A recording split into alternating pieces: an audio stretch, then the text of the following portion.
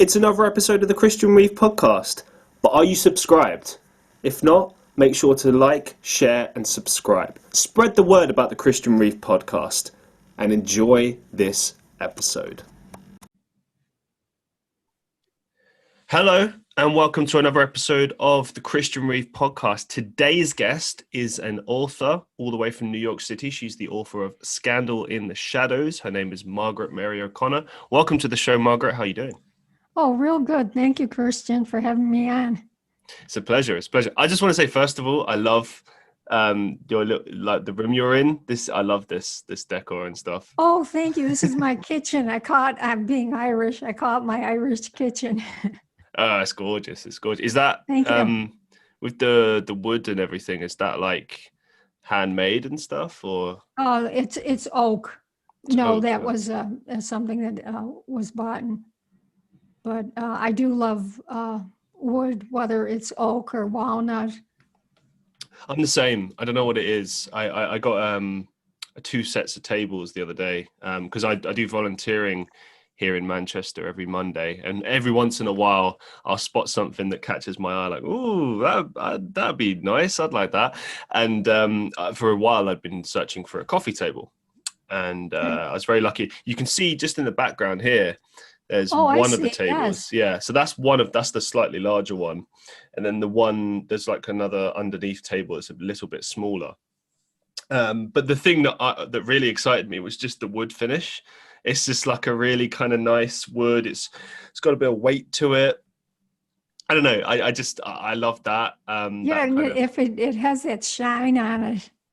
Yeah. It just feels a bit real. Like, I know maybe some people listening might not know what the hell I'm going on about, but basically what I mean by that is, when you look at like how most people get their furniture these days from places like IKEA and stuff, and it's like, okay, fine, I got some stuff in my house, fine, but there's like no character to it. It's blah. It is. Yeah. Just, I don't know. You can't. I don't think you can simulate character. Do you know what I mean? It's like you gotta. Right. A lot of the time, things are collected over time and stuff. And I could tell, like in the backdrop of your kitchen, there's like little odds and ends and trinkets and stuff. That's like, it adds character, it adds something. But anyway, thank you very much. Let's get to your book. So I did a little bit of research into it. I've got like a vague idea, but I kind of wanted to let you kind of say it in your own words. So what exactly is your book about, and what is the overall goal with the book? Yes, I'm just a regular everyday Catholic. We're called the laity. And I wanted to present to my fellow Catholics the truth, a hidden history of the Catholic Church, which involves any woman. And what I'm talking about is there was a centuries-old scandal of lies, cover-up, and deceit by the church hierarchy. Mm-hmm. And what has been covered, there's some very interesting skeletons there, but I want to talk to any woman that you have been lied to by your church. There's a betrayal of your own trust. And once you realize that, that isn't something that's really easy to swallow, let alone digest, how to get a handle on that. And when I first found this fact, the factual evidence, biblical evidence of the truth of early woman priests in our Catholic Church history, I really went through a myriad of emotions. And I had to decide, am I going to stay in this awful state? Or is there something I can do after learning this awful evidence?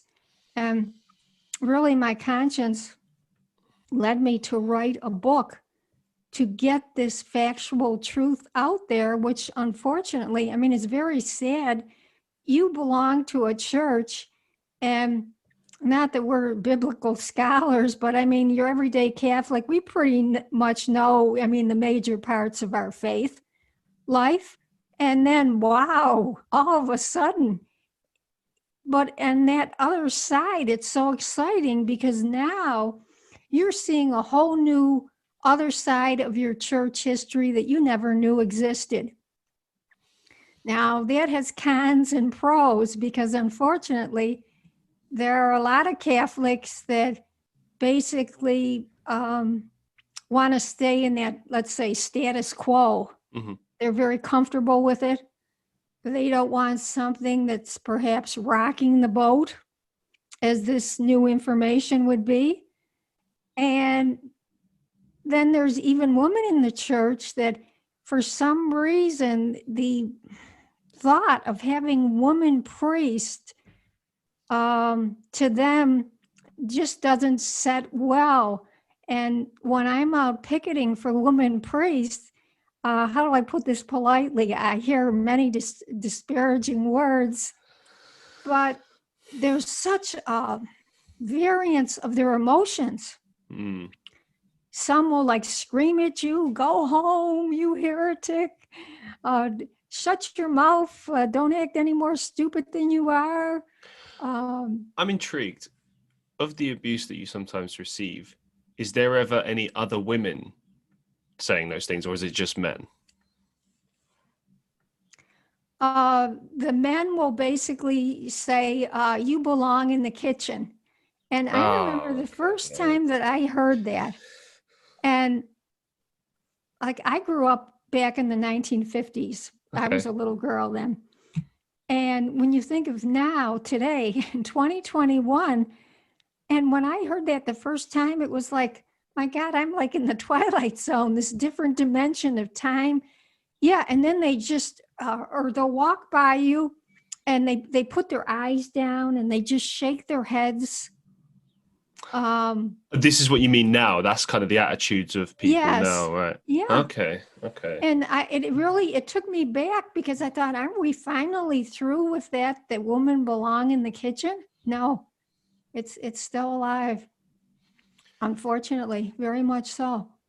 It's interesting for me because I obviously come from a different generation to yourself. And for me, growing up, I mean, I definitely saw sexism, in many different places, but I would describe it more as like institutional sexism, meaning, discrimination in the workplace or even when I was at school, I remember there were certain things that, there would be like subtle things. It would never be like come out and be obvious. It'd be like underlying. And if you start digging at it and scratching at it, then it gets exposed.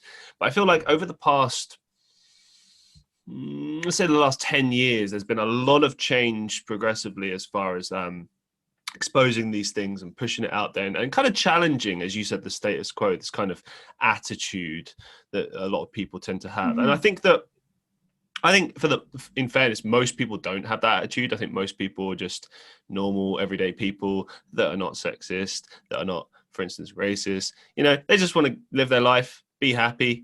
And yeah, because at the end of the day, a lot of the time, bringing it back to the church for a second, I would wager that kind of attitude that those men tend to have is just as much about how they grew up and what they grew up around as it is about kind of routine. It's like we as humans fear change, right? And if it's been a certain way for so long, and then you say, well, let's do it differently now. And then people are like, well, but why should we do it differently? This is how it's always been. And it's like, yeah, but what if it can be better? And obviously female priesthood, I mean, there's, do you know what I mean? What's the difference? Men and women can do the same job. There's no, do you know what I mean? It's, I mean, I would use the word archaic in terms of that kind of mindset, but I do understand. I think it's just generational differences. You know what I mean? But it's obviously a good thing that's changing for the better. But it is interesting that there is still that kind of attitude. I mean, it's been a long time since we've kind of, like, I remember those jokes, the women in the kitchen jokes in the kind of, I want to say mid to late 2000s, there was, I suppose, like a resurgence of it. Because I know that when you say that, when you say, I experienced this, I can imagine a scenario in my head. It wouldn't have been a joke. It would have been like a sort of an aggressive attack or something, like this is where you belong kind of attitude. Whereas in the 2000s, when we were teenagers and that was thrown around like a joke, it was intended as a joke, but it was obviously clearly very offensive and it hurt a lot of people. And I remember that the kind of humor that we had back then extended to everything. It wasn't just sexism, it was everything. And I feel like these days you can't really make jokes like that and stuff. And it's an interesting kind of position to be in, because on one hand it's like, should we not be able to make jokes about how society is? Maybe not. But on the other hand, it's like, well, I suppose it would be fine if these weren't real issues that are affecting everyone. You know what I mean? Like taking it back to, you know, things like women's rights and the woman's place in society these days. Right. I mean, I'd say there's a lot of very progressive moves, say in the business world. You see many female CEOs and stuff like that, female prime ministers. So there's a lot of progressive changes. But yeah, I suppose bringing it back to the church, you know, because it's such an old institution, an old religion and stuff, I suppose. And yeah, all the people running it at the top are male. It's, you know, it's kind of going to affect people's attitudes. But I think it's very good that like people like yourself are challenging that. And yeah, I want to dive more into exactly what it is you're looking to expose. Now, you said obviously that there's this kind of scandal that is related to women in the church, right? So priests and everything.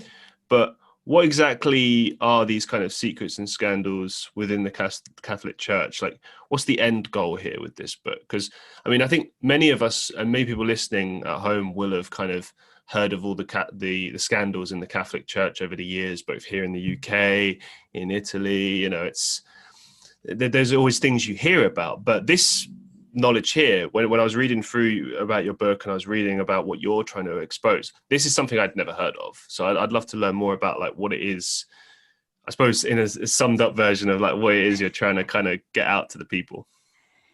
Yes, the biggest finding is that first of all, if you're a Catholic from the time you're little, you are just told as a woman, you can't be a priest, and that there never were woman priests in this church's history. Well, beyond having woman priests in the Catholic Church, there were woman bishops, woman deacons. I'm going back in the early church history. But the most fascinating discovery was Jesus's own mother, Mary, Mother of God, was a woman priest. And she was called Mary Priest. And her title was the model for all priesthood in the Catholic Church. And this was from about AD 300 up to 1927. And when I say 1927, that's shocking because I never heard that Mary, first of all, was a priest. Excuse me.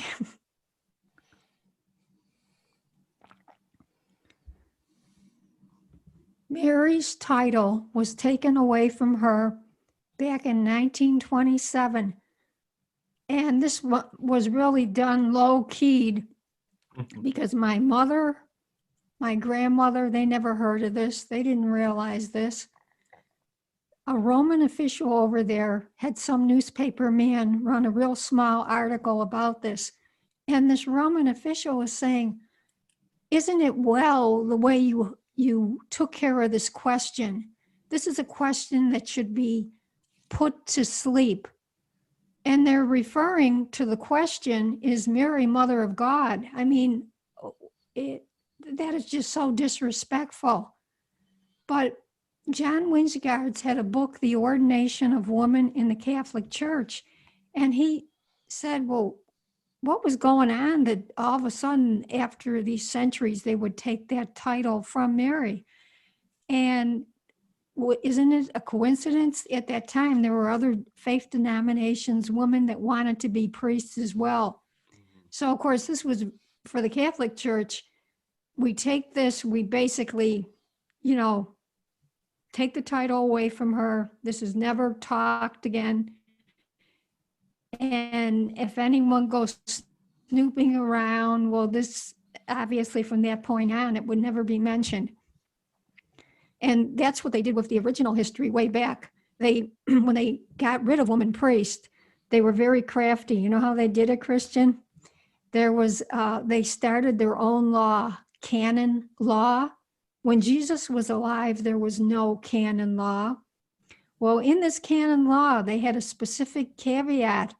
If a woman was a priest or held some priestly position, with this new canon law that they incorporated, she could never again be on the church altar.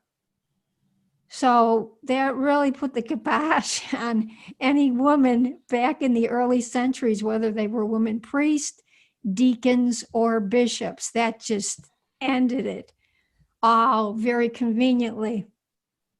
And of course, then the scribes of the church from that point on would have no reason to bring up, yes, women had these roles. You know, let's face it, whatever we have now from tradition is something that's been, you know, orally over the centuries, repeated and repeated.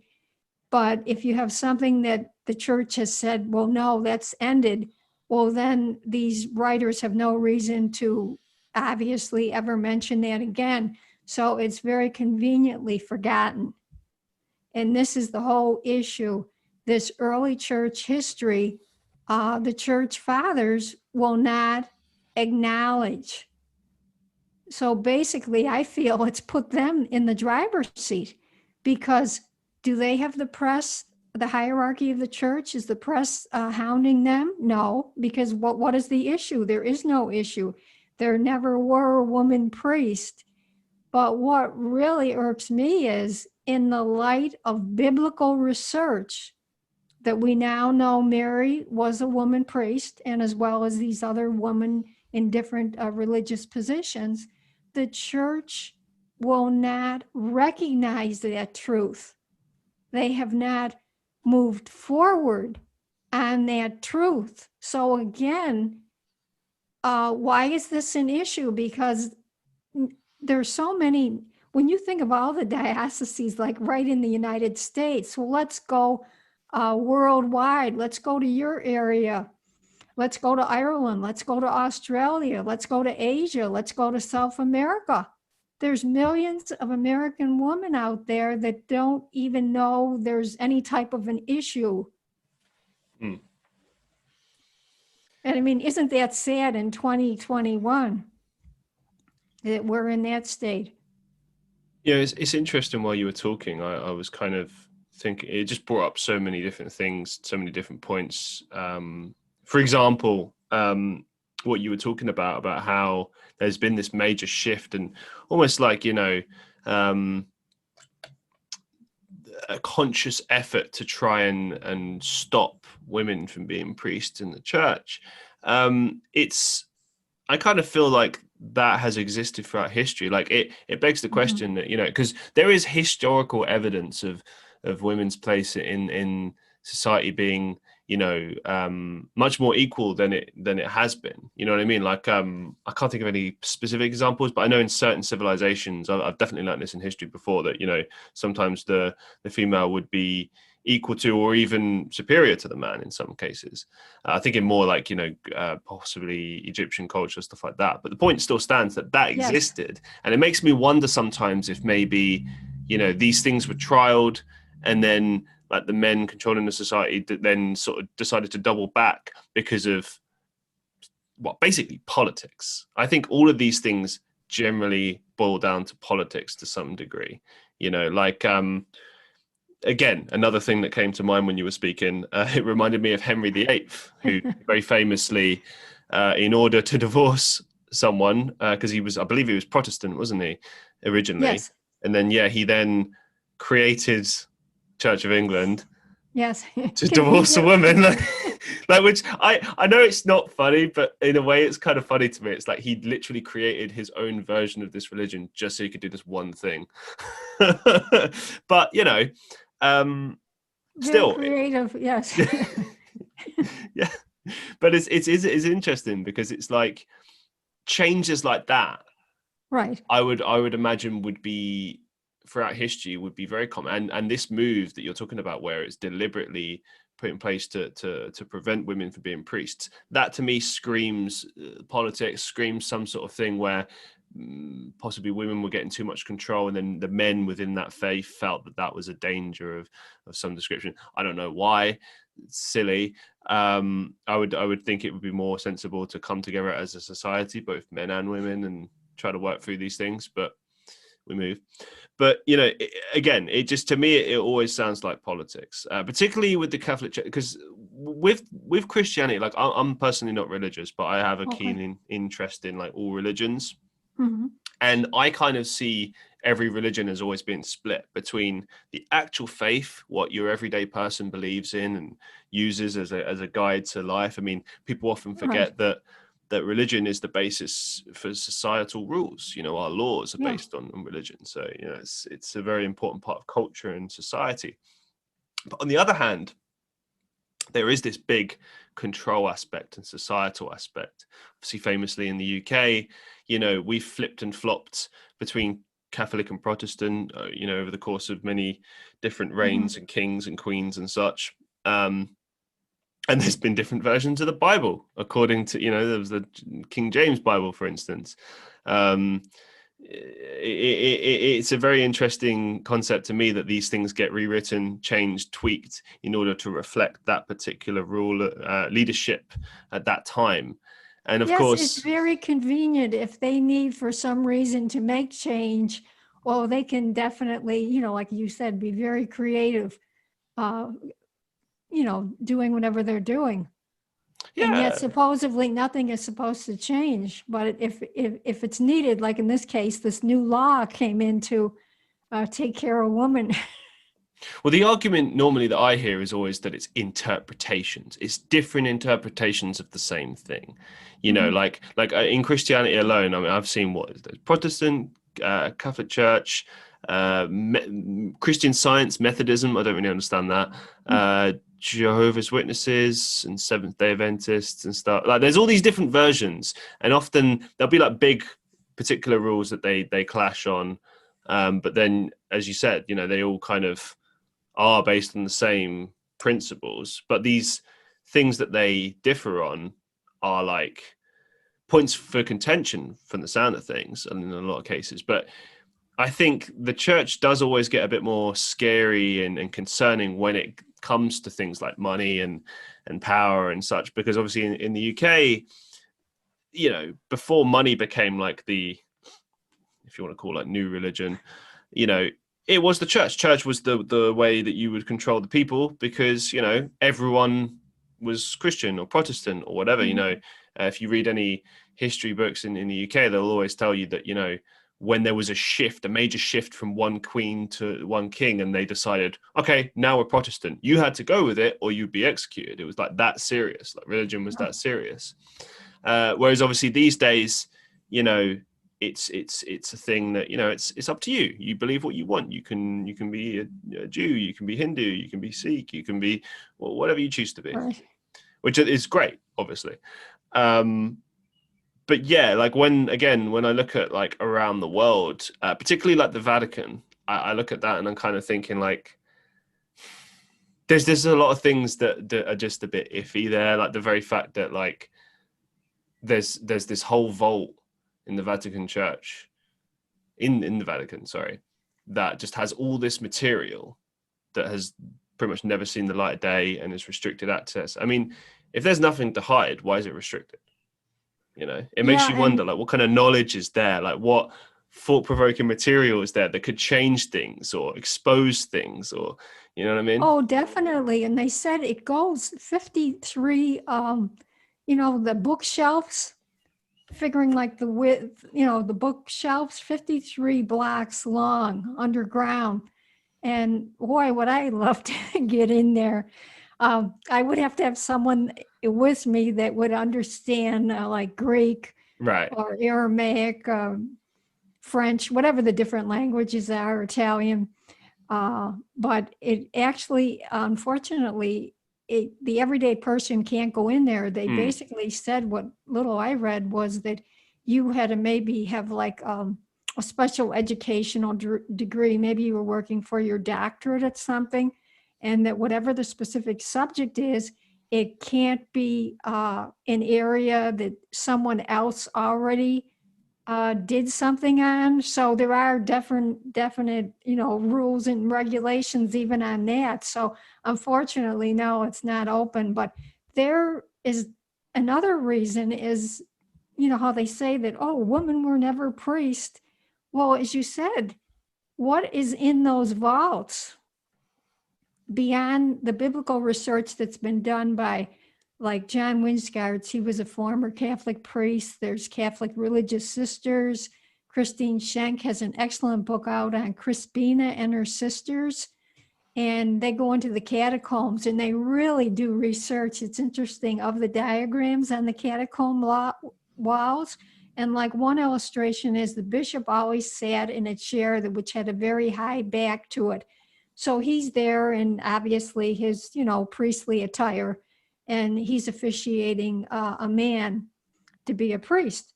Well, now on the left side of the wall, you have the same thing, that high back chair, but now there's a woman in that chair. So it's just interesting how that history is there, whether it's on the inscriptions on stones that they found, of religious woman priest, the artifacts of that time. I just love history because it just really obviously brings alive that particular period, what was going on. But when you were talking just a few minutes ago, you have to remember, if you go back into the church history, that's where you really get an idea of why is there this awful disparity that men seem to be up on the top and women are down on the totem pole. Well, if you go way back in history, our church law, the theologian, canon lawyers, they incorporated Roman law, and they formed and shaped it from Roman law, which wasn't very friendly, their civic law with women. Women, unless they had money or they had land, they were just obviously really nothing. So it started way back then. And if these Roman theologians are incorporating such a law, which is not equal for women, and then you bring that into the church, well, right there, women already had a few strikes against them. If men are viewing women already is down below. But there's 5 specific reasons that the Catholic Church says that women can't be priests. All right. Now, these are supposed to be biblical reasons. And yet with the research, they have all been proven that it's cultural prejudice. And the first one is that women were believed not to have been made in the image of God. Because again, men at that period basically had dominion over women. So in their minds, well, gee, how can this woman be, equal to God? So then we move on. And then there was a belief from Paul, where he said basically that women shouldn't be teaching in the church. Well, they actually had a common law at that time, and it said that women were so mentally feebly minded, and as well, they had this awful emotional instability. So this particular condition miraculously was attributed more to women at that time than men. So, how can we have a woman out there teaching in public? She's got this ailment. And then there was the belief that all women carried the sin of Eve. And you have to go way back into Genesis for this. But miraculously, there were perfect candidates at that time for priesthood.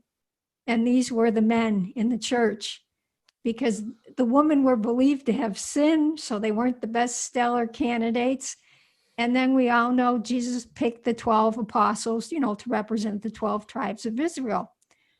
Well, again, you go back and you study the culture. Ancient Israel was really patristic in nature.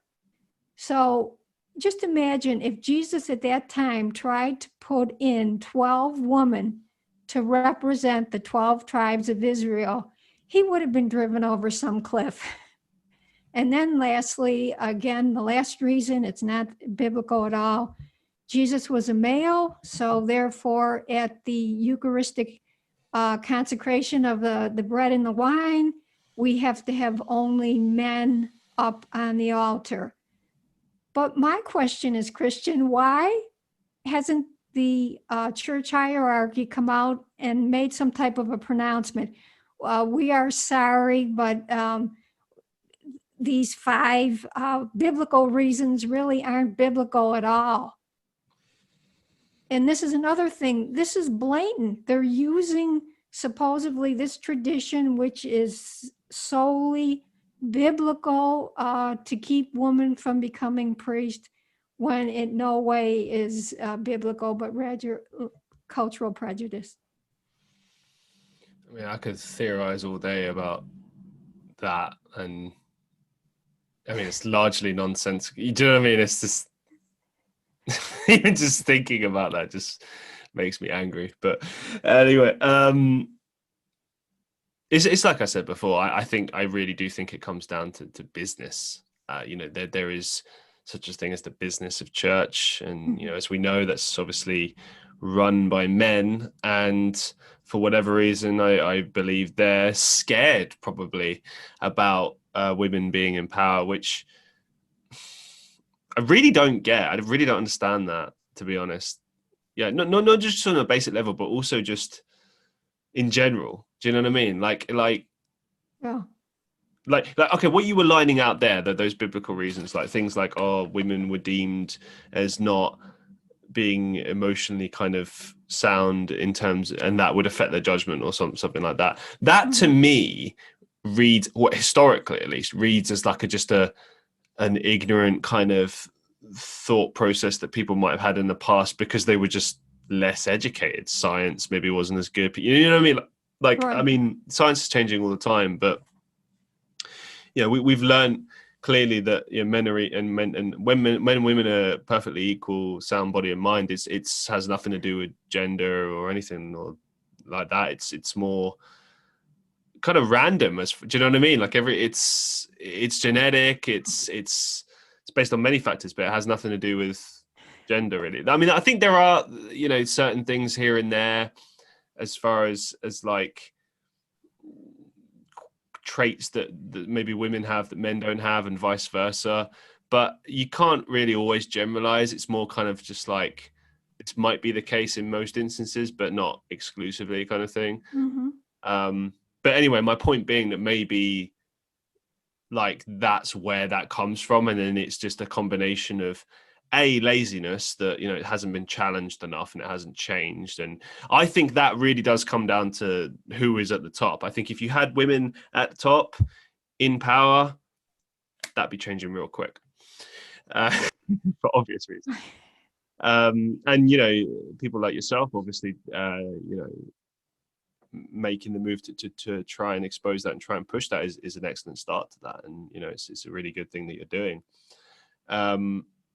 But yeah, I think it does come largely down to that, and probably a sense of history and tradition and stuff. I mean, I've seen a lot in the UK here. I mean, obviously, I don't follow the church a lot, but like, I do see things here and there about progressions in terms of making female bishops, making female priests, stuff like that. I do see that from time to time, and as I understand, it's not something that's become prevalent everywhere, but it's beginning to. It kind of sounds like the church here is coming into the 21st century very slowly.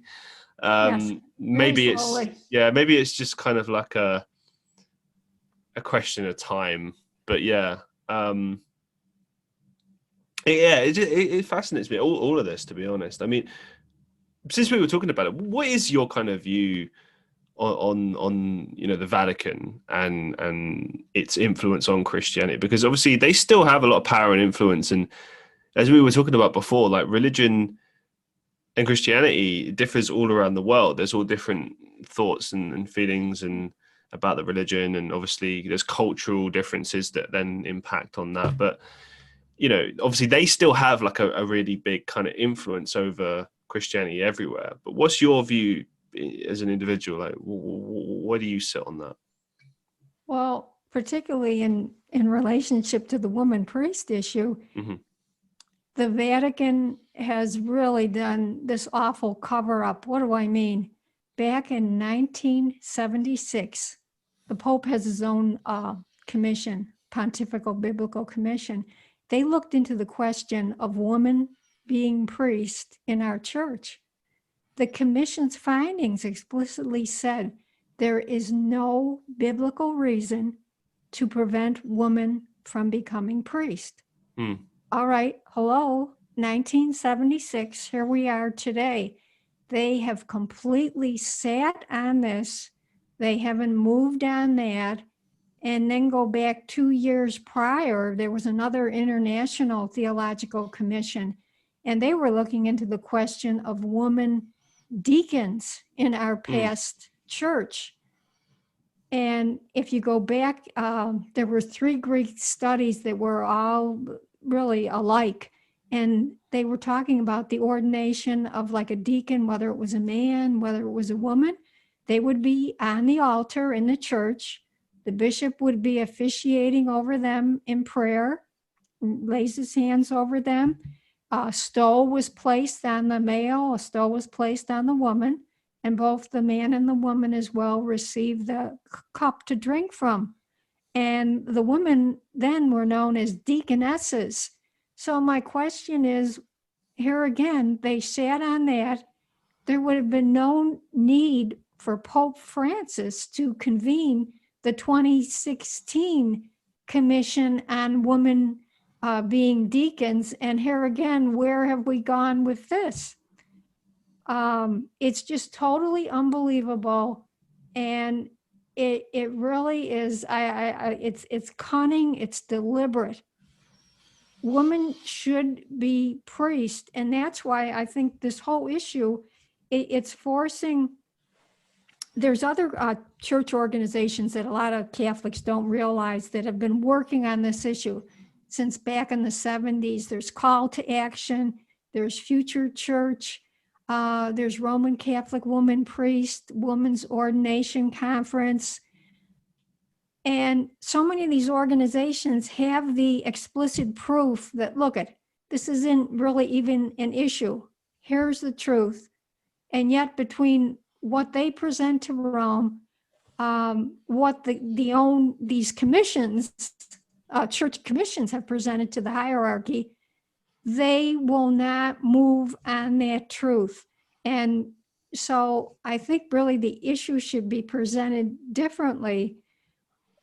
Once Catholics find out the truth, Rome, once and for all, has to be held accountable for what they're doing, or in this case, really for what they're not doing. I mean, just wouldn't it be marvelous if every single Catholic here in the US, worldwide, would just ask Rome or ask their own pastors, whatever, why isn't our church following its own commission's findings? Like, that women can be priests, that women were deacons. I know it's ridiculous because it's so simple, but something has to happen to make this happen. And this is a whole other area, Christian. It's like I'm running into a roadblock. There are so many Christians, Catholics, that believe explicitly in what our church hierarchy has told them. Look, there's never were Catholic woman priests. So then you get someone like myself or other women out there. Well, who are we going to believe? And they just won't even momentarily try to, consider seeing this subject in a different slant. There's no room to wiggle around it, under it. It's this way. And isn't that fine and dandy for the Catholic Church hierarchy? Because then they're stirring up these other Catholics. And I mean, it's so sad because they believe that they're, fighting, protecting their church. when they don't realize that it's the other way around. Why do you think that this is the case? Why do you think that we haven't gotten to that point yet where women are at the very top and are priests and stuff? Like, obviously we have kind of discussed it a little bit, but like, in your personal opinion, why don't you think we've got there yet? Well, it all stems with the present hierarchy. When you think of even our present Pope Francis, which, thank God, was a breath of air after our former Pope Ratzinger, back in 2010, when he was a cardinal, he had a book on heaven and earth. And in there, he made the statement that these women feminists, they received everything they wanted back when women received the right to suffrage. Whoa, what? Wait a minute, 1920? I mean, seriously, take that issue out of the public realm, bring it back into the church today. If the Pope, which is obviously the head person, the hierarchy, is it no wonder that the issue of women's inequality in our church isn't even being recognized, if that's seriously where they are coming from? And it's mind-boggling to even try to understand that from a woman's perspective. Yeah, I kind of, like, obviously I'm male, so I do obviously see it slightly differently. But yeah, I feel the same. I kind of, especially with what you just laid there. Yeah, the suffragettes movement obviously was sort of like really in its biggest point at the sort of 20s and 30s. I think it did probably start the tail end of the 19th century, possibly. I don't know if that's 100% correct, but I do remember, 20s and 30s, that's when you really hear about the major moves they made. But yeah, when you kind of speed that up and everything, and you look at like where we are now versus where we were then, obviously there's been a lot of progress in that time. But then there are still areas that aren't quite there, like simple things like, okay, and I know this is more business related, but still, I remember in the last kind of 10 years or so, maybe a little bit more, there was the issue of like female tennis stars not getting paid the same amount of money as male tennis stars. And you often hear about that in many types of industries, and they never give you a reason. Do you know what I mean? Like, the only feasible reason I could see that they wouldn't allow that, and this has nothing to do with gender. This is literally just like the only thing I can think of, is that the female tennis stars play less sets than the men. They play 3 as opposed to 5. So maybe you could argue there's less tennis being played, therefore pay less money. But that would be like the only logical reason I could think of. If we're talking about everything else, it's literally the same.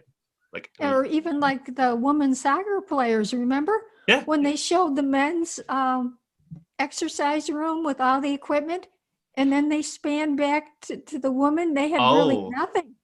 They had nothing there. Wow. But then, of course, as soon as that was on the TV news, then things got rectified very quickly. But I mean, that was a definite slap in the face. And even lately, it's the women teams that have been winning. Yeah, well, yeah. Women's. I mean, I don't watch women's football, but I know, I've heard that it's much more competitive than men's football, like much more interesting. Because men's football, there's just so much money in it now. It's just only about money, and because of that, it's pretty much always just the same 5 teams every season. Whereas in the women's football league, I mean, for instance, fun fact: the English women's football team has won the World Cup several times. I can't remember the last time, but fairly recently. But obviously the men's team, 1960s was the last time we won. Yeah, quite a difference there. Span of time. But it's interesting you brought up football, because I think that's a really good point. Women's football is and in comparison with men's football, is very interesting, as far as, because I mean, I think it all comes down to money and marketing. And as you said, it is slightly getting better. Like, for instance, I live here in Manchester, right? And there's 2 major teams here. There's Manchester United and Manchester City. If you drive past the Manchester City stadium, you can see 2 massive kind of backdrop posters on the side of the stadium, Okay. and they show both the women's football team and the men's football team winning, I don't know, 2018 season, something like that. But they're featured prominently together, and I was like, that kind of suggests like a shift in the right direction. We're slowly getting there, but the perception is still kind of the same, that like women's football is not put on the same pedestal as men's football. And I think it comes down to money, like not investing enough money in it, and as far as where the money is invested, not pushing it enough in terms of marketing. I can't remember the last time I saw like an advert for women's football, or like hear about it on the radio, or do you know what I mean? But you hear about men. You don't. Yeah, you hear men's football all the time, everywhere. Right.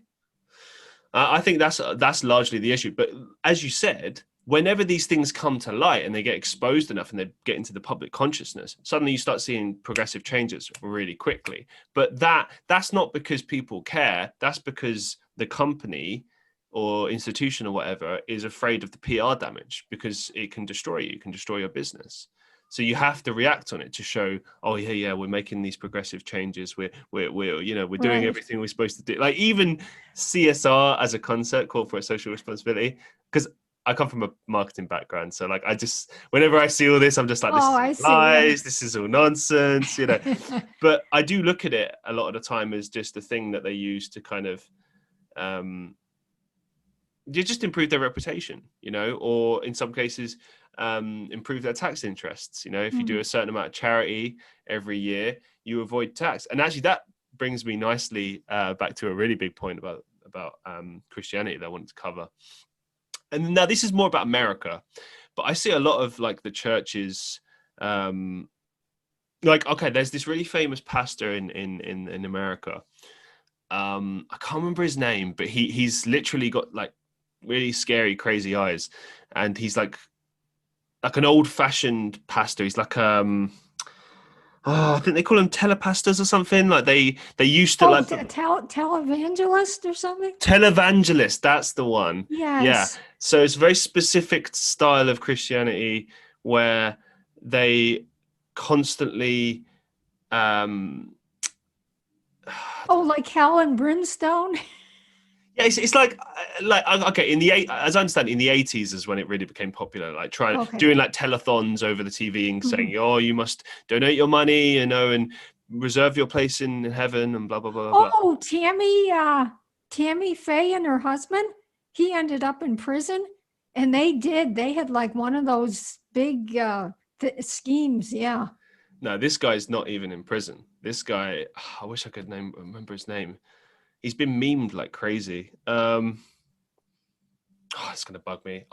When I do the clips for this afterwards, I'll look him up, and then you'll see who I'm talking about.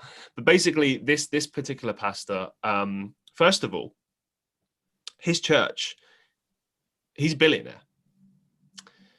He's a legitimate billionaire, and he's managed to do that because of the tax exemption that you can achieve in the States via religion. If you run a charity, you can completely avoid tax. And obviously, because all the money that's coming in is through donations, they can keep 100% of it. Right. So he's built himself like, I can't even believe I'm saying it, like a massive, huge private compound. He flies in private jets around the world. He has his own little kingdom. Yeah. Yeah, and whenever he gets interviewed about it, because obviously he's been heavily criticized about it, he always just says, how much of that is going to feed the poor? Yeah, I mean, he makes the argument that he flies around the world constantly, and he's always doing the work of God and stuff, and that he needs a private jet in order to do that, and he needs this huge compound to do his work. Is he Billy Graham's son?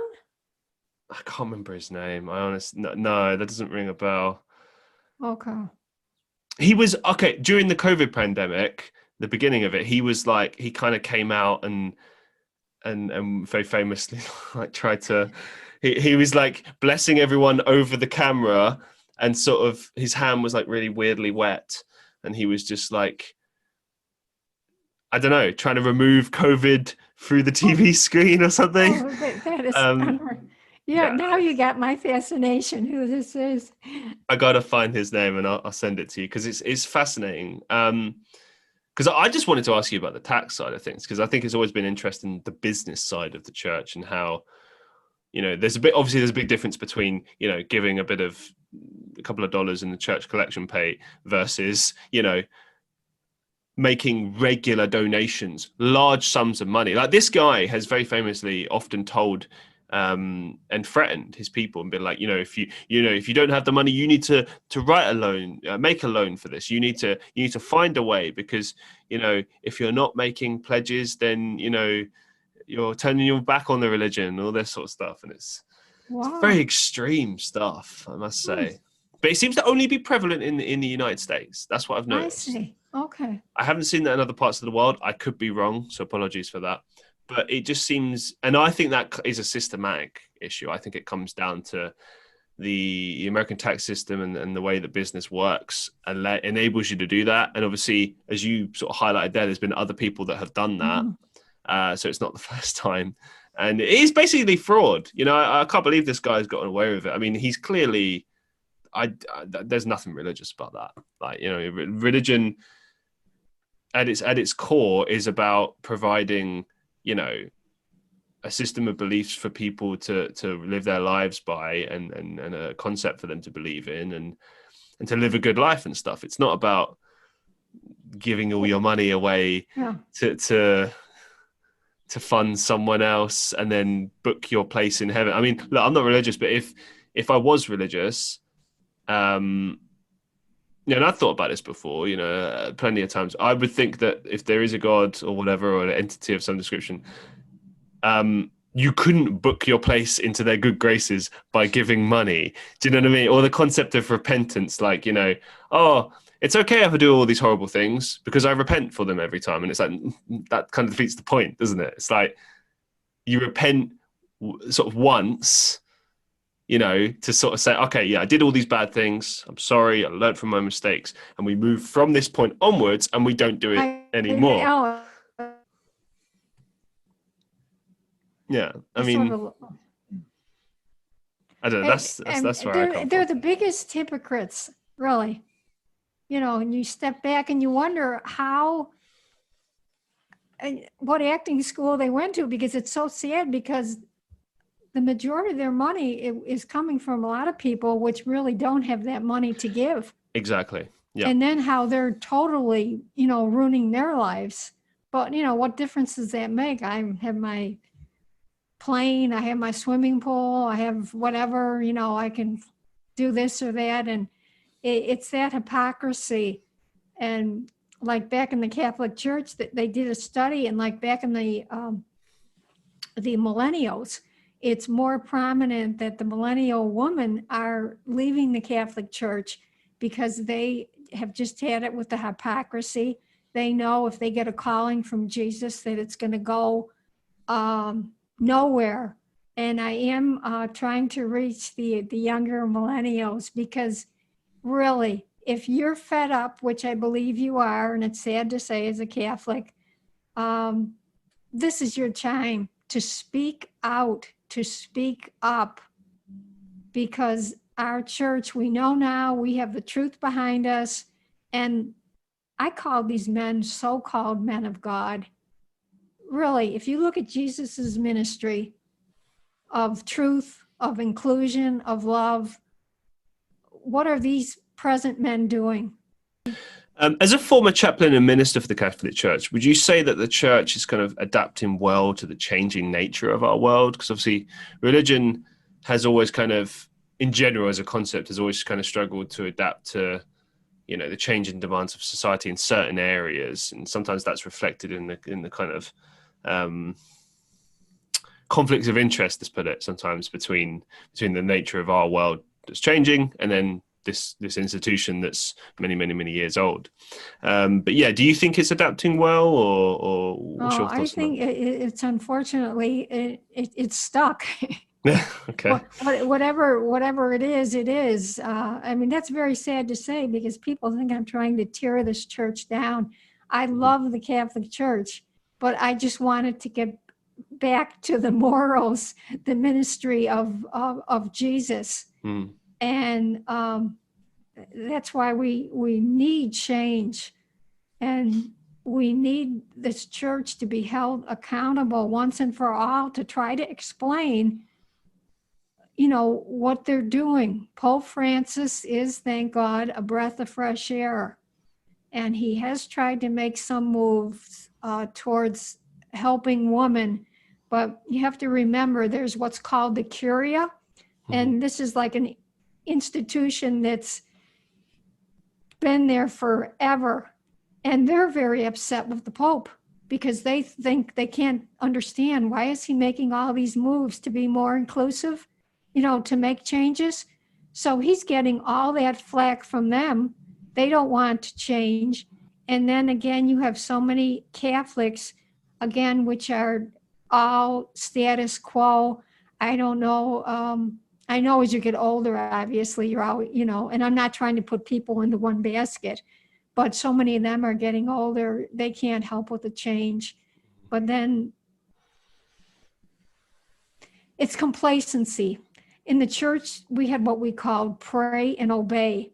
And you knew back in the 30s, 40s, 50s, 60s, you never would question your pastor, okay? So people really aren't questioning what's happening within their church. And plus, they're just fed up because nothing has ever changed. So why should I get involved? And that has to change. And that's why the younger millennials, you have that energy. You have the truth now. Let's get together and let us hold the hierarchy accountable. I do have a petition on my website, and I'm asking to bring back the title of Mary. I'm asking them to give the equality back to women that Jesus said, all are one in Christ Jesus. There is no man or woman. Bring the equality to women that we need in our church. And let's just finally get together. And there could be so much we could do in this church. The church, we're the people of God. Vatican II has said that. I know that might sound like pie in the sky words, but if we get things turned around, we have to remember we are the church, and let's act that way and remember our voices are important. Couldn't agree more. Just switching it up here, but I'm intrigued. What's the biggest life lesson that you've learned so far? Well, I've sadly learned that the truth, I guess this was the most biting part, was you would expect of all organizations the truth from your church.